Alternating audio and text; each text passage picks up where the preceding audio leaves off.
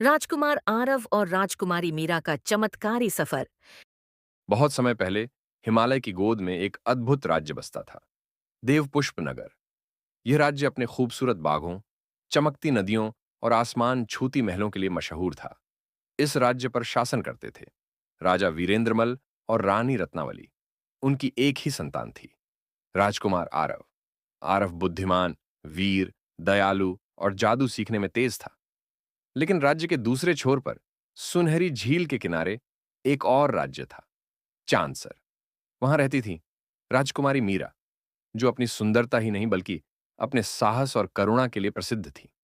कहा जाता था कि मीरा के हृदय में एक प्राचीन शक्ति छिपी है, एक ऐसी शक्ति जिसे जागृत करने पर पूरा संसार रोशनी से भर सकता था।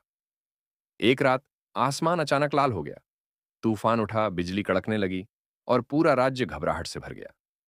देवपुष्प नगर के जादूगर गुरु आयन ने महल में आकर कहा, राजन, प्राचीन बुराई, अंधकार दैत्य क्रावोस जाग चुका है।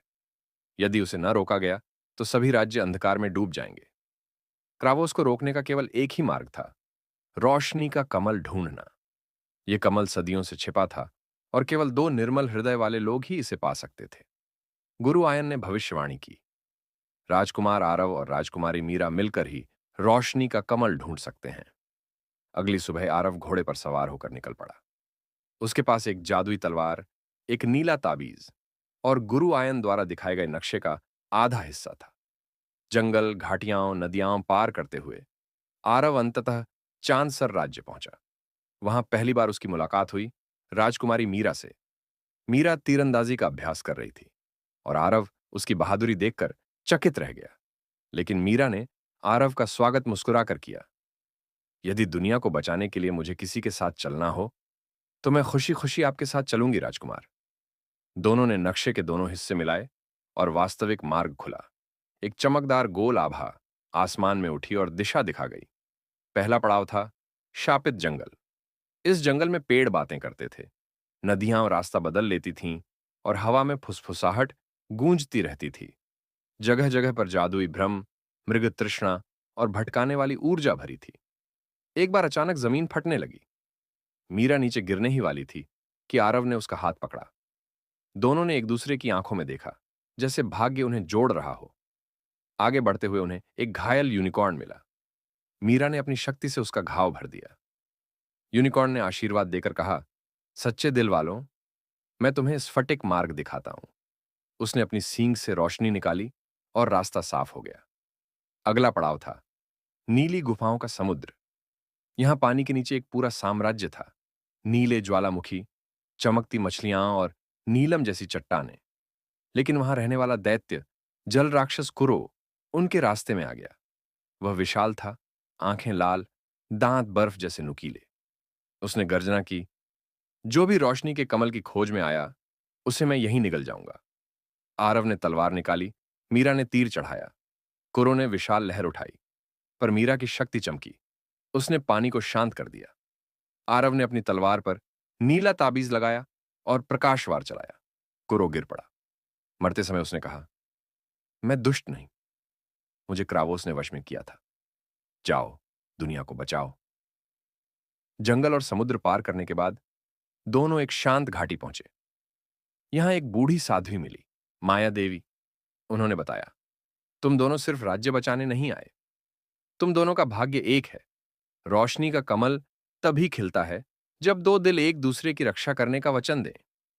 आरव और मीरा एक दूसरे को देखते रहे, एक अजीब सा भाव, जैसे धीरे धीरे एक रिश्ता जन्म ले रहा हो। माया देवी ने उनके ताबीज जोड़कर एक एकीकृत प्रकाश ताबीज बनाया। तब वे पहुंचे अंधकार पर्वत, जहां क्रावोस रहता था। पहाड़ की हवा ठंडी नहीं बल्कि डरावनी थी। जमीन कांप रही थी, आकाश धुएं से भरा था। क्रावोस प्रकट हुआ, काले पंख, लाल आग जैसी आंखें और विशाल शरीर। उसने कहा, तुम दोनों मेरी शक्ति के सामने कुछ नहीं, मैं दुनिया को अनंत रात में बदल दूंगा। युद्ध शुरू हुआ। आरव तलवार से हमला कर रहा था, मीरा अपनी शक्ति से ढाल बना रही थी।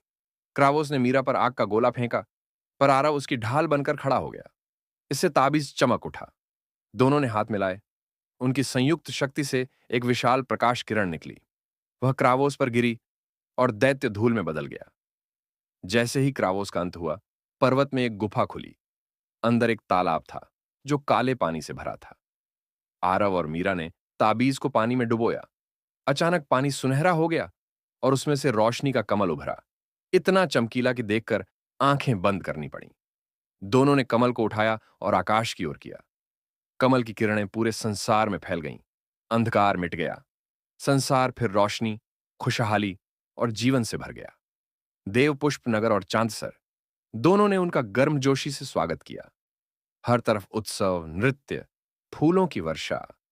राजा और रानी ने घोषणा की, राजकुमार आरव और राजकुमारी मीरा ने पूरे संसार को बचाया है। हम उनकी वीरता को शत शत प्रणाम करते हैं। दोस्तों, अगर आपने अभी तक मेरे YouTube channel AI story time को सब्सक्राइब नहीं किया है, तो अभी सब्सक्राइब कीजिए ताकि आपको ऐसी ही मजेदार कहानियां मिलती रहें। कुछ महीनों बाद दोनों राज्यों के मिलन से एक ही राज्य बना। दीपकिरण साम्राज्य और उसके राजा रानी बने आरव और मीरा। दोनों ने जीवन भर न्याय, प्रेम और शांति से राज्य चलाया और रोशनी का कमल हमेशा महल के केंद्र में चमकता रहा, स्मरण दिलाते हुए कि जब दो दिल एक हों तो कोई भी अंधकार उन्हें हरा नहीं सकता।